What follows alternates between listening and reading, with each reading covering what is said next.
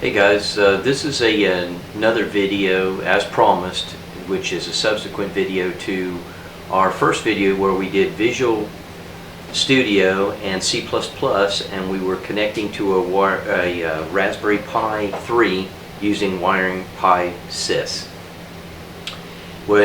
First thing we want to do is look at a few things on the connector, the GPIO connector itself for the Raspberry Pi 3.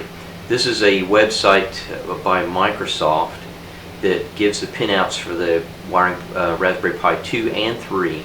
Now I recommend taking a look at this, and there's some other materials too that the Raspbian Society has put out, or community has put out, and that's also good material. Microsoft does provide connections for Raspberry Pi, but in our case we ran the Blinky Pi, or what I call Blinky Pi wiring Pi sys application, and it was calling out for GPIO pin 17.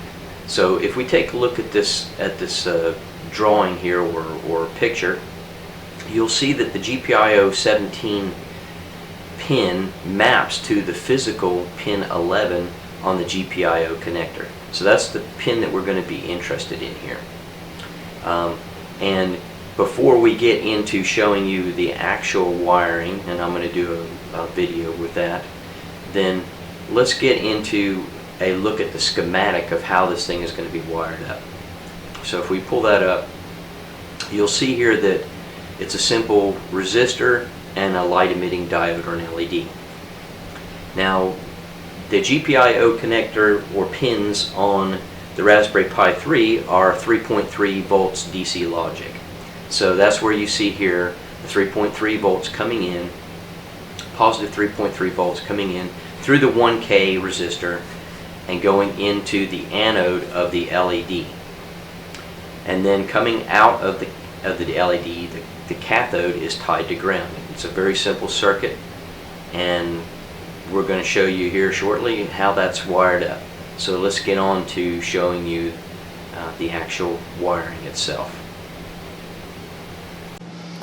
Okay guys, so we took a look at the drawing or picture of the GPIO connector, and we also looked at the schematic for circuit that we're going to put together here. So this is the Raspberry Pi 3, and this is what we call a breadboard. Now the advantage of this thing here is the horizontal, or in this case vertical row here and here, all of these pins are tied together. On the other part of the breadboard, the horizontal rows, all of those pins are tied together. And as we put the circuit together, you'll see the advantage of that.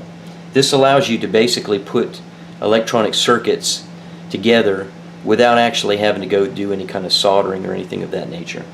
So let's put this down here and get ready to start wiring this thing up. Now I have a few particular wires that have connectors for accepting male pins, and also they have male pins on the other end, and that will allow us to go from the GPIO connector to the breadboard to wire up our circuit. The other thing that we have is, from the schematic, as you remember, is a 1K resistor, just a standard resistor, and a standard diode, or LED diode. Okay, so if you'll remember from the drawing, and you may want to bring that up before you proceed with the video, but if you bring up the drawing of the Raspberry Pi 3, 2 or 3, you'll remember that the GPIO pin 17 correlates to the physical pin number 11 on the connector, and that's this first row of pins on the GPIO connector. Now if you go up to the drawing and you count off, you'll notice that it's 6 pins down from that first row of the pins. So we'll go 1, 2, 3, 4, 5, and 6. Now let me make sure that that's correct, just to make sure that we're not off here. Go back through, and we'll do 1, 2, 3, 4, 5. So 1, 2, 3, 4, 5, and 6. Okay, so that should be GPIO 17. Now what I'm going to do is I'm going to bring that wire over to the breadboard, and I'm going to put that on one of these horizontal rows.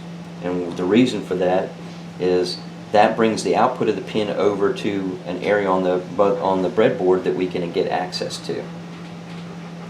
So now I'm going to take my 1K resistor, and if you need to, you can always go back to take a look at the schematic, but we're bringing the 3.3 volts off of the GPIO connector into the resistor. So the resistor is going to plug in on the same row as we brought that wire out. And then we're going to take another and pick another horizontal row here, just arbitrarily, for the resistor to go to. Now we have to hook the LED in, and the way to tell the positive side of the LED, on most LEDs, the lead that is the longer lead is going to be your anode. So, and what I typically do is I take and I bend that anode out, since it's a little bit longer, and that gives you some spacing.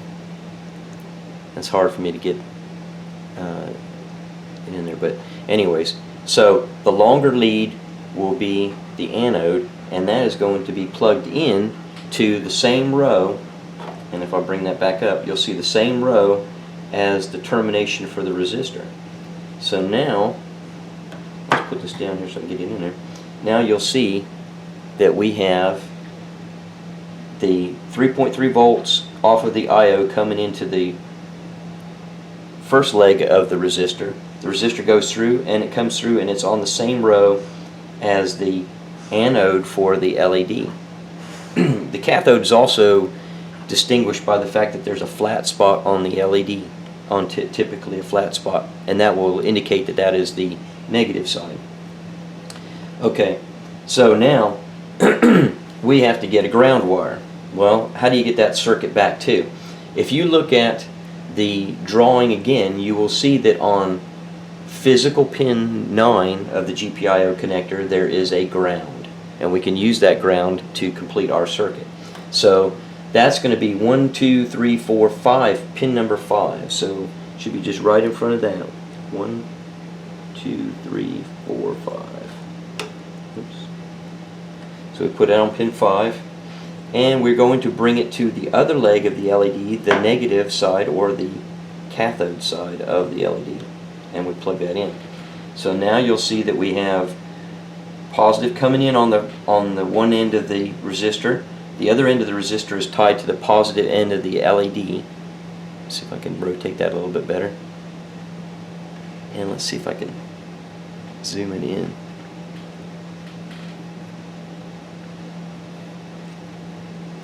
Oops. And then the negative side of the LED is tied back to the ground, and that all goes through the GPIO connector. Okay, so we got that. And now you'll bring up your Visual Studio, your Blinky Pie Visual Studio. So let's bring that up, and we'll select the Blinky Pie project that we had created in our previous video.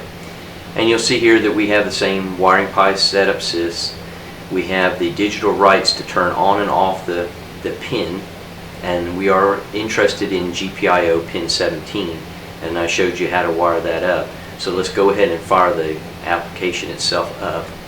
You'll see that it's making a deployment to the Raspberry Pi 3 down here in the output. We should see the Linux window come up, and there's the Linux console window, so that means that the application was deployed, and if we have it wired up correctly, we should see the blinking LED. So let's go back to that video and see what happens.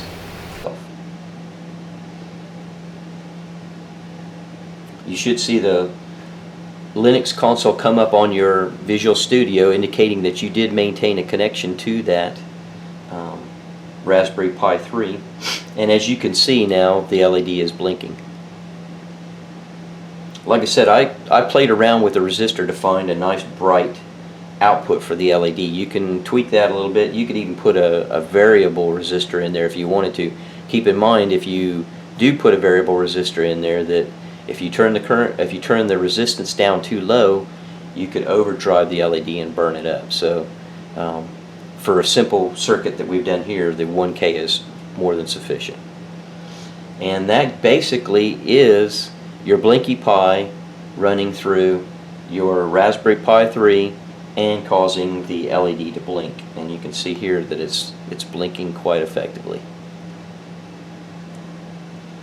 Now the code, if you look at it, was delayed, has delays in the code for 500 milliseconds, then change it, and then 500 milliseconds more. That basically says that you got about 1,000 milliseconds or 1 second delay in the blinking. So every 1 second you should see the blink occur, or approximately 1 second. And that is it for that particular piece of code.